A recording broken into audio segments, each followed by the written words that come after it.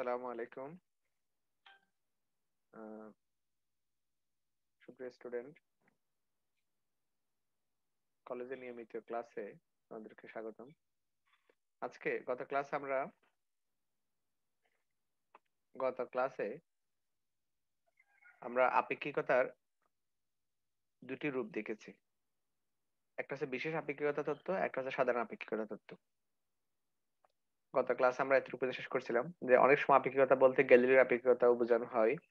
আপেক্ষিকতা তত্ত্ব শব্দটি ইংরেজি থিওরি অফ রিলেটিভিটি সর্বপ্রথম ব্যবহার করেন ম্যাক্স প্লাঙ্ক। গত ক্লাসে আমরা এতটুকু শেষ করছি।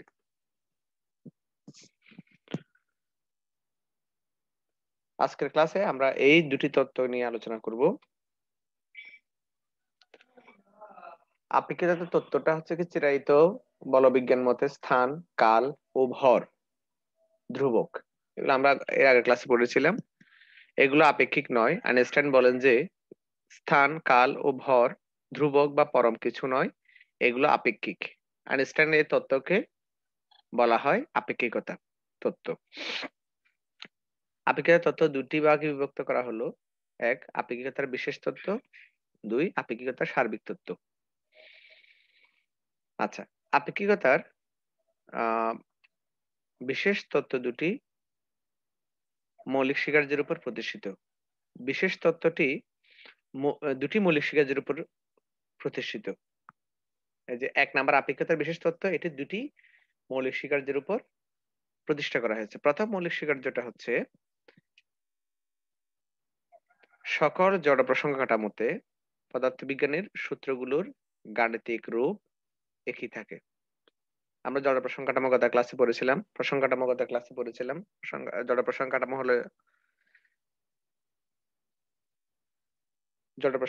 হলো যে প্রসঙ্গ কাঠামো পরস্পরের সাপেক্ষে ধ্রুব বেগে গতিশীল, তাকে জড় প্রসঙ্গ কাঠামো বলা হয়। তাহলে এরকম দুটি প্রসঙ্গ কাঠামো নিচে আমরা চিত্র লক্ষ্য করি। এই যে এখানে এই একটা চিত্র এস কাঠামো আর একটা চিত্র এস প্রাইম কাঠামো, এক্স অক্ষ, ওয়াই অক্ষ, জেড অক্ষ, দুটি কাঠামো নিয়েছি। আমরা বলছি কি সকল জড় প্রসঙ্গ কাঠামোতে পদার্থবিজ্ঞানের সূত্রগুলো গাণিতিক রূপ একই থাকে।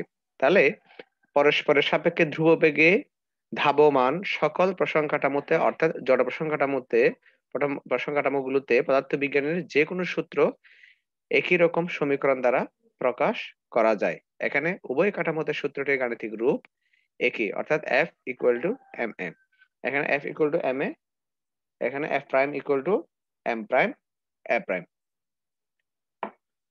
এটা হচ্ছে কি প্রথম স্বীকার্য। দ্বিতীয় স্বীকার্য হলো শূন্য স্থানের সকল জড় প্রসঙ্গ কাঠামোতে আলোর দ্রুতি সি এর মান একই থাকে। শূন্য স্থানে সকল জড় প্রসঙ্গ কাঠামোতে আলোর দ্রুতি সি এর মান একই থাকে।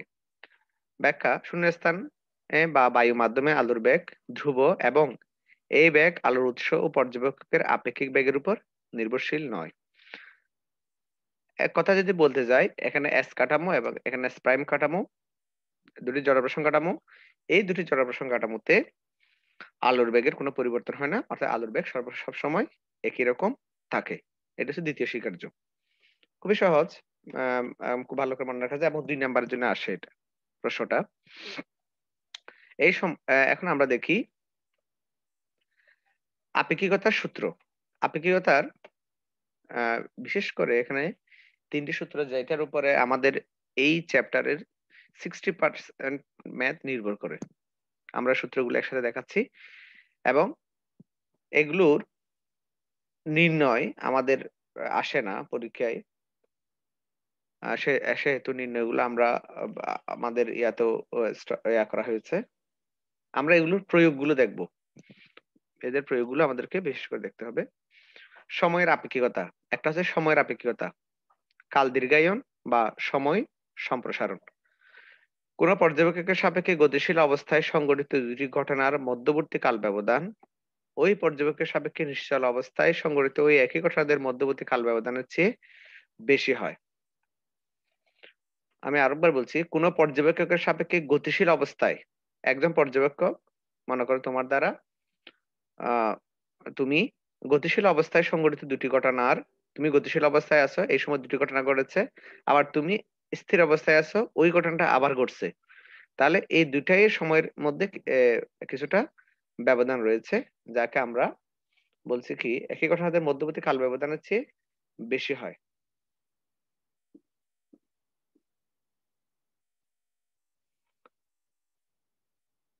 এবং সেটাকে আমরা একটা সাধারণ সূত্রের মাধ্যমে প্রকাশ করি, যেটা হচ্ছে T equal to T naught root over one minus V square by C square. এখানে টিটা হলো স্থির অবস্থায় সময়, টি নট গতিশীল অবস্থায় সময়, ভিটা হচ্ছে কি বেগ, সিটা হচ্ছে কি আলোর বেগ। এরপর রয়েছে দৈর্ঘ্যের আপেক্ষিকতা। দৈর্ঘ্যেরও পরিবর্তন হয়। আমরা স্বাভাবিকভাবে জানি দৈর্ঘ্যের কোনো পরিবর্তন হয় না, কিন্তু আপেক্ষিকতার ক্ষেত্রে দৈর্ঘ্যের পরিবর্তন হয়। লক্ষ্য করি সূত্রটা L equal to L nought root over one minus V square divide by C square. আমরা ভি এবং সি একান্তে দেখতেছি বেগ এবং সি হচ্ছে আলোর বেগ। এখানে এল গতিশীল বস্তুর দৈর্ঘ্য আর এল নট হচ্ছে স্থির বস্তুর দৈর্ঘ্য।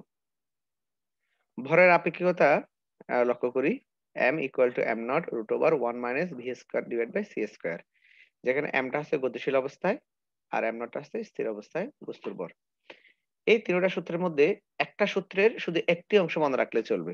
সেটা হচ্ছে কি, আমি যদি ধরে নিই প্রথম সূত্র, প্রথম সূত্র হচ্ছে কি সময়ের, এই সময়ের প্রথম টিটা যদি আমি মনে রাখতে পারি টিটা কি, তাহলে বাকি সবগুলো আমরা মনে রাখতে পারবো। কারণ আহ, যে কোনো একটা চেয়ে একাধিক জিনিস মনে রাখতে চাইলে এখানে মানে পরবর্তীতে মনে রাখার ক্ষেত্রে একটু কঠিন হয়ে যায়। তাহলে প্রথমে আমরা জানি, দেখি টিটা হচ্ছে কি অবস্থায়, স্থির অবস্থায় সময়। টিটা হচ্ছে স্থির অবস্থায় সময়, টি স্থির অবস্থায়, আর এল এবং এম হবে গতিশীল অবস্থায়। টি এর সাথে এগুলো বিপরীত। টি স্থির অবস্থায়, তাহলে এল এবং এম হচ্ছে গতিশীল অবস্থায়। আর টি যেহেতু স্থির অবস্থায়, টি নট হচ্ছে গতিশীল অবস্থায়। টি নট যদি গতিশীল অবস্থা হয়, এল নট এবং এম নট হবে কি অবস্থায়, স্থির অবস্থায়।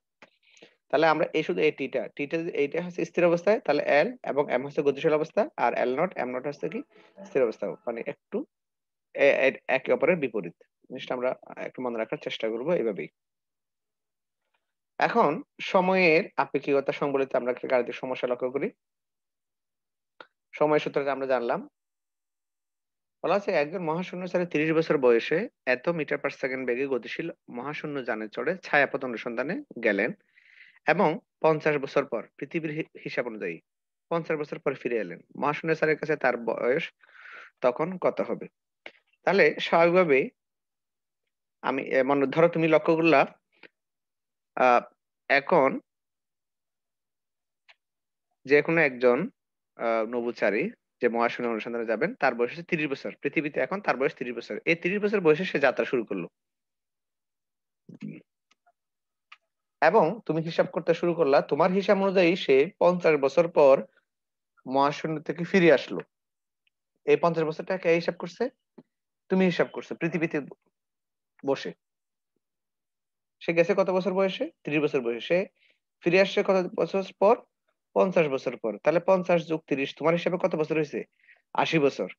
এখন মহাশূন্য স্তরের হিসাবে কত বছর হয় সেটা আমাকে নির্ণয় করতে বলছে। তাহলে এখানে স্থির অবস্থায় সময় টি ইকুয়াল টু 50 বছর, মানে আমি পৃথিবী থেকে জিনিসটা পর্যবেক্ষণ করতেছি, আমার হিসাবে 50 বছর পর সে ফিরে আসছে, অর্থাৎ আমি পৃথিবীতে ছিলাম, আমি স্থির অবস্থায় ছিলাম। তাহলে স্থির অবস্থার সময় হচ্ছে 50 বছর। আলোর বেগ আমরা জানি, মহাশূন্য যানের বেগ দেওয়া আছে, গতিশীল অবস্থার সময় বৃদ্ধি টি নট আমাকে নির্ণয় করতে হবে। গতিশীল অবস্থা কে ছিল? মহাশূন্যচারী, তার সময়টা নির্ণয় করতে হবে। তাহলে আমরা T equal to T naught root over V square by C square আমরা এখানে লিখলাম। এখান থেকে টি নট এর মানগুলো বসিয়ে আমরা নির্ণয় করলাম 30 বছর। তাহলে আমার হিসাবে সে 50 বছর পর আসছে, কিন্তু তার হিসাবে সে কত বছর পর আসছে? 30 বছর পর সে আসছে। তাহলে মহাশূন্য স্যারের বয়স কত হবে? সে গিয়েছিল 30 বছর বয়সে এবং তার হিসাবে সে 30 বছর পরে সে ফিরে আসছে। তাহলে বর্তমানে তার বয়স হচ্ছে কত বছর? 30 যোগ 30 সমান হচ্ছে 60 বছর।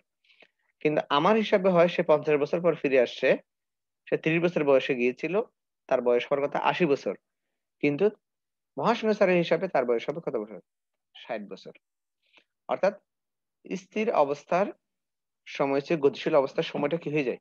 কমে যায়। স্থির অবস্থার সময় বেড়ে যায়, গতিশীল অবস্থার সময়টা কি হয়ে যায়? কমে যায়। আমরা এখান থেকে এই প্রশ্নটা দেখলাম। এভাবে আরো অনেকগুলো ম্যাথ আমরা করতে পারি। আজকে এই পর্যন্ত থাকলো। আগামী ক্লাসে আমরা আরো বাকি সূত্রগুলোর প্রয়োগ এবং আ এই সূত্রের উপরে সৃজনশীল প্রশ্ন আমরা দেখব ইনশাআল্লাহ।